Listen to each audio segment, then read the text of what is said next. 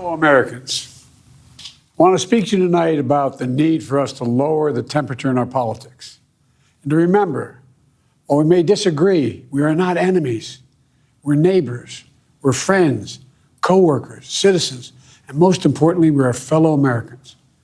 We must stand together. Yesterday's shooting at Donald Trump's rally in Pennsylvania calls on all of us to take a step back, take stock of where we are, how we go forward from here. Thankfully, former Trump is not seriously injured. I spoke with him last night. I'm grateful. He's doing well, and Jill and I keep him and his family in our prayers. We also extend our deepest condolences to the family of the victims who was killed. Corey was a husband, a father, a volunteer firefighter, a hero, sheltering his family from those bullets. We should all hold his family and all those injured in our prayers. Earlier today, I spoke about an ongoing investigation. We do not know the motive of the shooter yet. We don't know his opinions or affiliations. We don't know whether he had help or support or if he communicated with anyone else. Law enforcement professionals, as I speak, are investigating those questions. Tonight, I want to speak to what we do know. A former president was shot, an American citizen killed, while simply exercising his freedom to support the candidate of his choosing. We cannot, we must not go down this road in America. We've traveled it before throughout our history. Violence has never been the answer. Whether it's with members of Congress of both parties being targeted and shot, or a violent mob attacking the Capitol on January 6th, or a brutal attack on the spouse of former Speaker of the House, Nancy Pelosi, or information and intimidation on election officials, or the kidnapping plot against the sitting governor, or an attempted assassination on Donald Trump.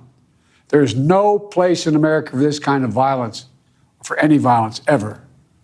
Period. No exceptions. We can't allow this violence to be normalized. You know, the political record in this country has gotten very heated. It's time to cool it down. We all have a responsibility to do that. Yes, we have deeply felt strong disagreements. The stakes in this election are enormously high. I've said it many times that the choice in this election we make in this election is going to shape the future of America and the world for decades to come. I believe that with all my soul. I know that millions of my fellow Americans believe it as well. And some have a different view as to the direction our country should take. Disagreement is inevitable in American democracy. It's part of human nature. But politics must never be a literal battlefield, or God forbid, a killing field. I believe politics ought to be an arena for peaceful debate, to pursue justice, to make decisions guided by the Declaration of Independence and our Constitution. We stand for an America, not of extremism and fury, but of decency and grace. All of us now face a time of testing as the election approaches. And the higher the stakes, the more fervent the passions become. This places an added burden on each of us to ensure that no matter how strong our convictions, we must never descend into violence. The Republican convention will start tomorrow. I have no doubt they'll criticize my record and offer their own vision for this country. I'll be traveling this week making the case for our record and the vision, my vision of the country, our vision. I'll continue to speak out strongly for our democracy, stand up for our Constitution and the rule of law, to call for action at the ballot box, no violence on our streets. That's how democracy should work. We debate and disagree. We compare and contrast the character of the candidates, the records, the issues, the agenda, the vision for America. But in America, we resolve our differences at the battle box.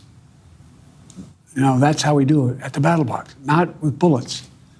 The power to change America should always rest in the hands of the people, not in the hands of would-be assassin.